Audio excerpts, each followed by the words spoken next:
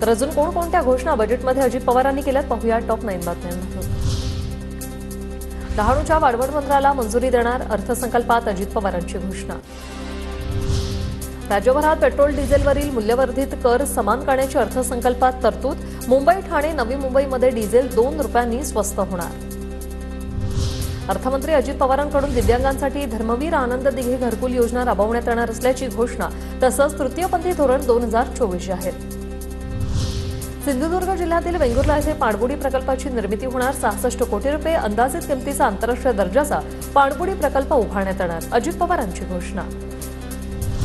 कल्याण नगर मार्गातील माळशेज घाटात सर्व सोयींयुक्त अत्याधुनिक व्ह्यूइंग गॅलरी उभारण्यात येणार असल्याची घोषणा, तसंच जागतिक वारसा नामांकनासाठी शिवकालीन 12 किल्ल्यांच्या युनेस्कोकडे प्रस्ताव पाठवला असल्याची अजित पवारांची माहिती।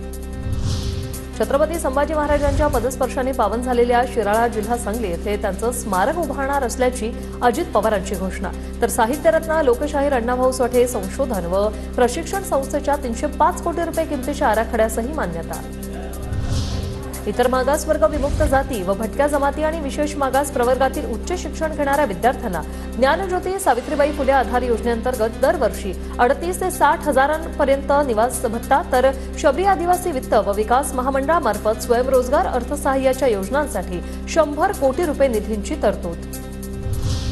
एआय संशोधनासाठी राज्याचा मोठा निर्णय, विद्यापीठांना देणार 100 कोटींचा निधी, अजित पवारांची घोषणा।